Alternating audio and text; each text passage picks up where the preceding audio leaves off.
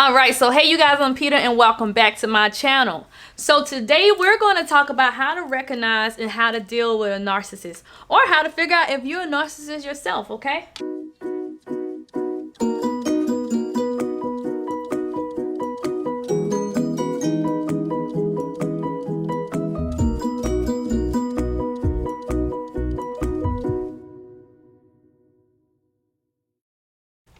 Alright, before we get started, I want you guys to hit like, comment, and subscribe. Tap that notification bell so you can get all the updates and get alerted when I am uploading to this channel.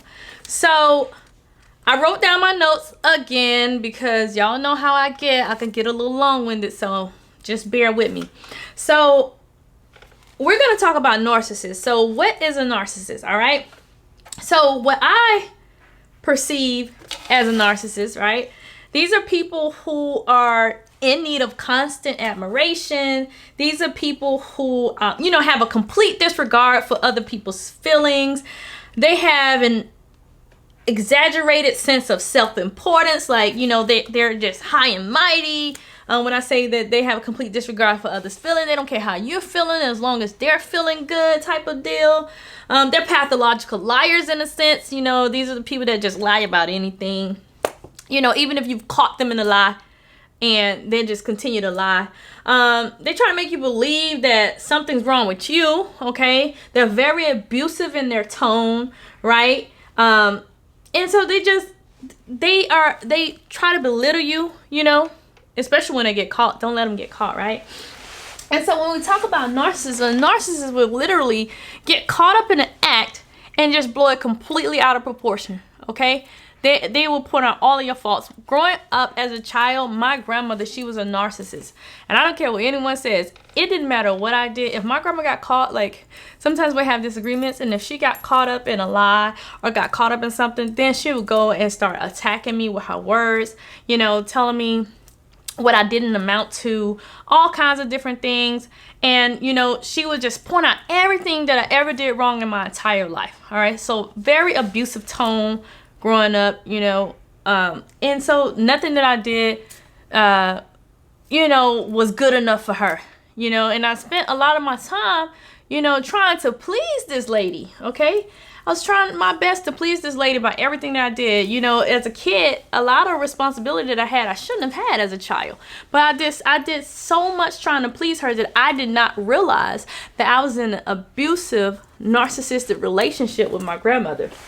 So, how do you know if you are a narcissist or you're dealing with a narcissist? So imagine, your significant other cheating on you, or you cheating on your significant other. All right. So as soon as your significant other or you get caught, as soon as the narcissist get caught, right? Instead of the narcissist taking responsibility in the action that took place, the narcissist is going to point out everything that's wrong with you. They're going to have an excuse as to why they cheated on you. So you're going to be like, I cheated, but I only cheated because X, Y, and Z, or they're going to be like, yeah, I cheated, but I cheated because you weren't paying the bills anymore, or, but just that very abusive language. They're going to tell you that you're not good enough. They're going to tell you how worthless you are. They're going to point out all of your flaws to make it seem like that their act, which was a very bad act, to make it seem like that your act, that all of the things that they're pointing out about you, the negative things that they're pointing out about you, are worse than the action that they did. So a narcissist will kill somebody, and instead of, being remorseful of killing someone, they'll be like, yeah, I killed them, but I wouldn't have killed them if they didn't do X, Y, and Z, So it's just that type of behavior. So that's how you know if you're dealing with a narcissist, okay? Imagine, you're cooking dinner, right? And your significant other comes home. Male or female, it doesn't matter. And dinner's not done right away, okay? But it's about to be done. Probably got about 10, 15 minutes left in the roaster or on the stove. Got about a little bit of time left. The narcissist will point out every reason why they're upset that the food is not prepared. The toxic person, the narcissist, why the food is not prepared, versus just saying, oh, it's just another 15, 20 minutes. I can wait, because they want things to happen the way that they want it to happen, So that's how you know if you're a narcissist or if you're dealing with a narcissist, you know. So why do people stay in narcissistic toxic relationships? My personal opinion of the reason why people stay in these type of relationships is honestly they feel like they can't do any better. Okay, they feel like they can change this person, like they're gonna be the one after all of these years, they're gonna be the one to change them. When in all actuality, the only way a narcissist will change is if they want to change. So they have to heal from whatever it is that made them that way in order to be a complete and whole individual and ready to accept the change.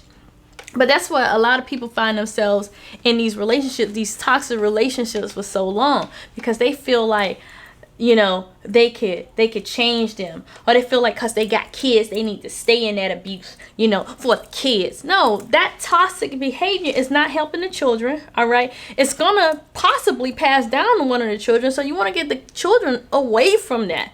All right, you're not doing the children any good by being abused by someone, whether verbally, physically, whatever. You're not doing the children any good. You're actually creating issues, creating problems for your children in the future. When you're in a relationship with a narcissist, or when you leave a relationship with a narcissist, you want to, if you're in a relationship with a narcissist, the best way to begin healing in that relationship is to exit that relationship, all right? Because you already know that you're not going to be able to stay in that relationship. Most professionals will advise you to stay in a relationship, work it out. You know, your friends, they mean well, but they'll tell you, oh, just stay in that relationship. Y'all are cute together because y'all look good on the ground, right? Y'all look good on Facebook, but they don't know the level of abuse that you're experiencing. And I always tell people, just because you've never been hit does not mean you haven't been dealing with abuse. So your friends, you know, trying to do the right thing, wanting y'all to stay together, you know, they'll encourage you to stay in this toxic relationship. Your mental health professional, they will encourage you to stay in this toxic relationship. I'm telling you to get out of it. Okay, I'm telling you to get out of it because sometimes things come to a head and then spirit leads you out of situation in order to bring you into new and better situations. So if you're in a relationship with a narcissist, get out of the relationship with them. And if you have gotten out of the relationship with the narcissist, then you can begin the healing. And part of the healing is listening. All right, so when you're healing, who are you listening to when you're doing this healing, right? So are you listening to Bobby Joju down the street that has never been in a narcissistic relationship or has not survived a narcissistic relationship? When you're listening to people, are you listening to someone who is still in a narcissistic relationship? Are you listening to a narcissist tell you to stay in a narcissistic relationship? Because sometimes people can be narcissists giving you advice, justifying every action as to why this person is treating you this way, you know. And again, a narcissist will make you believe that you are the primary reason why things are going on. Not saying that you don't have any fault, but they will make you the primary reason, the primary focal point as to why these things are going on. So you have to listen to yourself. You have to listen to your intuition. And part of being able to listen to your intuition is listening. When you're doing your meditation, listen to what your soul is saying to you. All right, because at the end of the day, the only thing that you can really trust is your intuition. You know, you got your friends and all that, you know, but they're not going through it. So the only thing that you can really trust is your intuition, and your intuition will guide you. So your intuition will help guide you. And what I mean by your intuition will help guide you, your intuition will help you discern who is giving you the correct information. Because sometimes people be giving you information and the information is not the correct information. It's not accurate information. It's advice that they wouldn't even give to themselves, you know, but they just want to, you know, they want to have a part in your recovery. So listen to your intuition. When people give you information, you'll be able to discern whether that information is good information or that information is bad information. If you listen to your intuition, spirit is going to tell you, they're going to be like, hey, you know, this is how you heal from this. All right. And so that's why it's important for you to do that meditation. Okay. And so talk to people who are qualified to give advice. All right.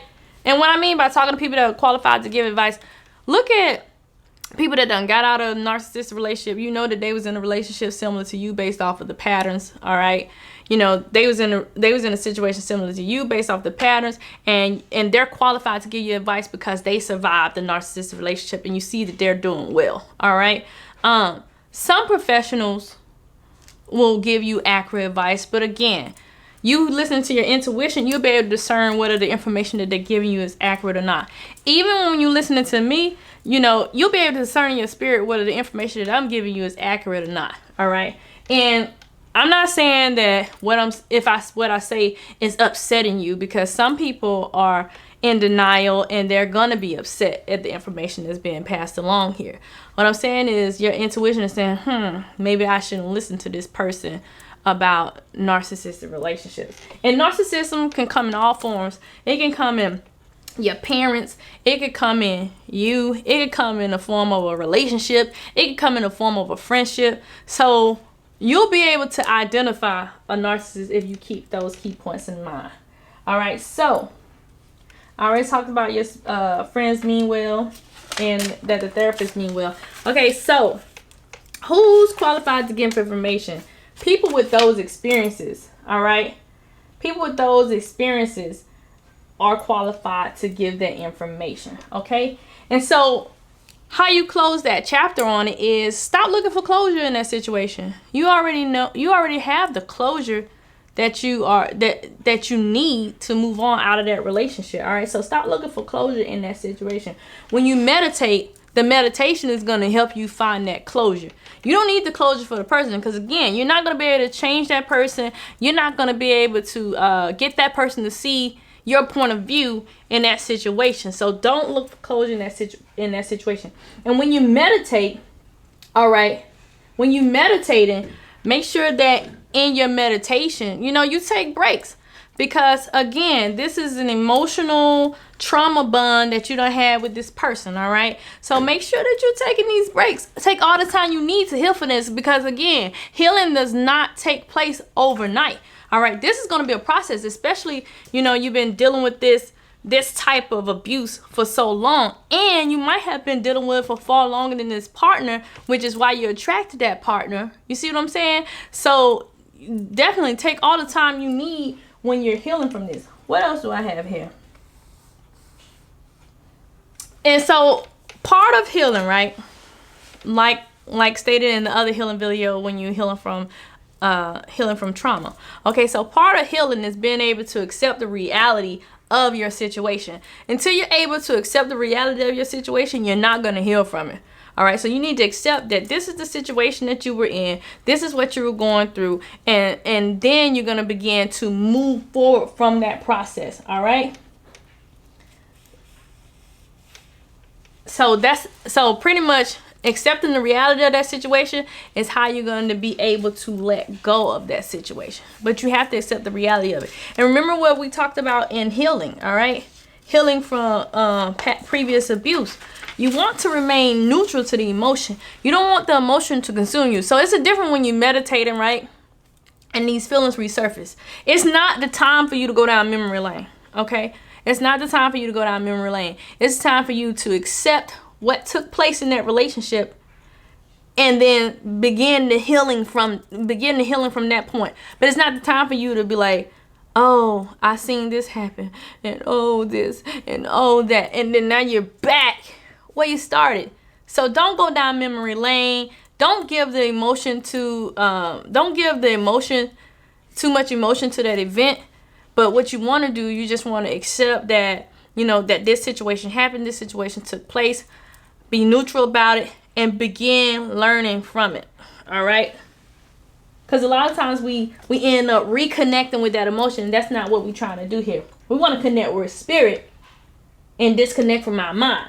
Because if we connect to our mind, we're going down the memory lane trip. All right. If we connect with our spirit, we're going to acknowledge it, accept it, and move on. And that's how you do that.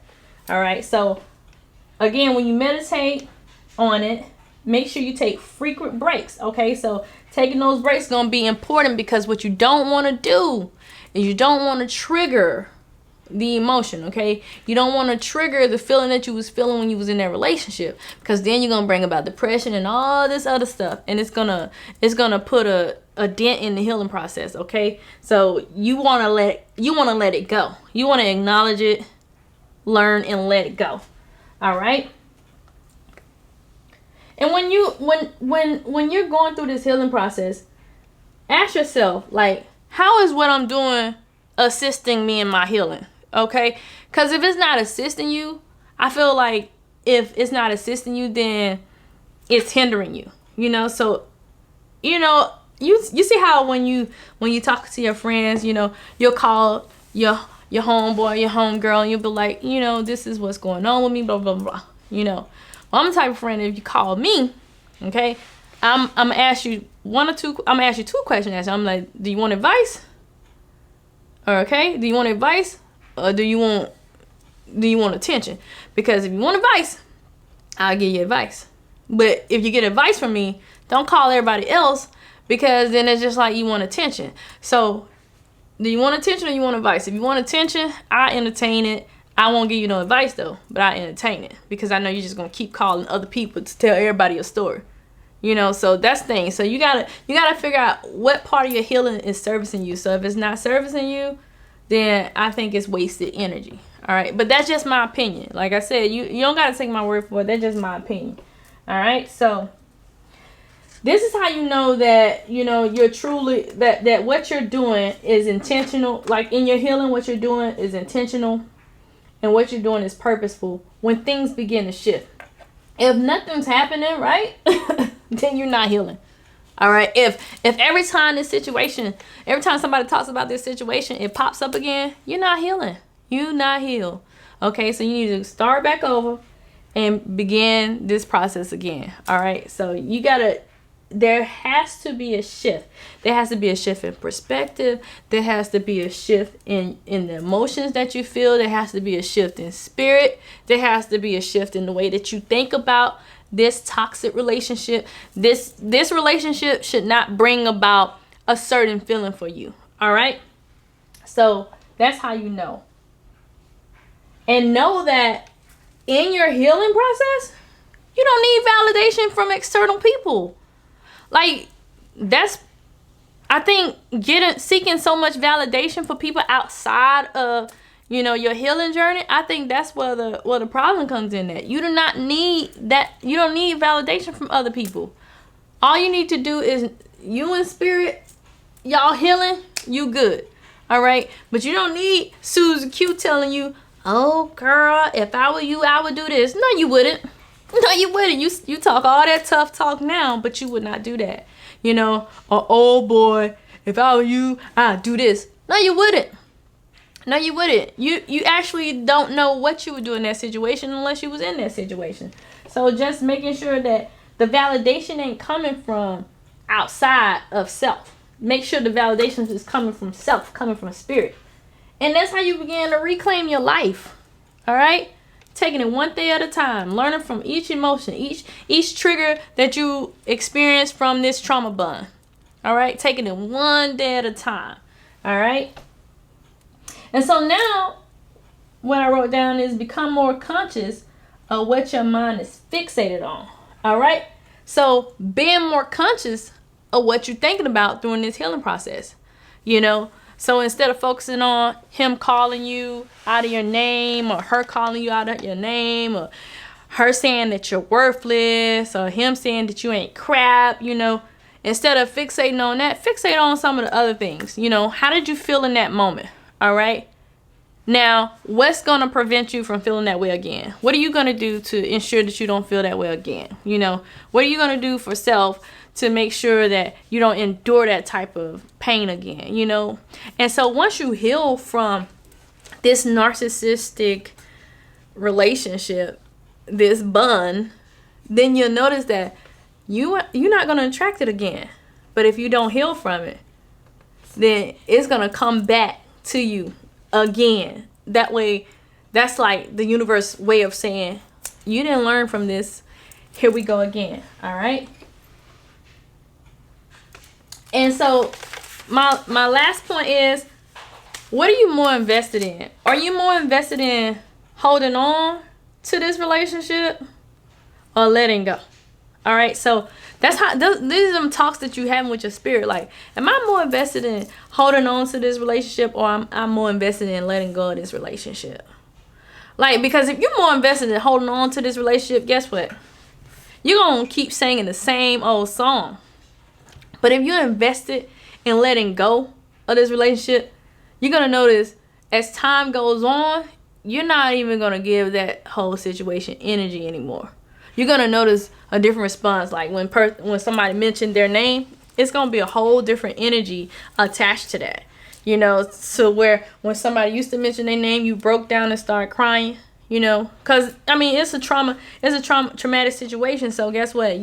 There are gonna be some heavy emotions attached to that.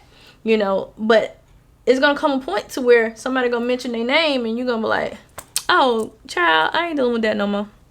You see what I'm saying? Because you heal from it. You go on your next date with the next person. How you know you heal from it? You never mention that person or whatever they did in that relationship. You don't bring up, you know, the trauma you experienced in the last relationship. Because guess what that person gonna do? If they have any narcissistic tendencies, they gonna start doing the same thing to you that person did to you, and they gonna tear you down. But if you heal from that relationship and you start going on dates with other people, guess what? That person ain't even gonna come up. You ain't gonna think about that person. And then one day they're gonna ask you, "Oh, what happened in that relationship?" "Oh, things just didn't work out." Had a differences in perspectives, you know. So how invested are you in letting go? So that's pretty much it, you guys. I really appreciate you guys tuning in. I hope that this video made sense to you. It made sense when I was jotting down the notes, and I'll talk to you guys later.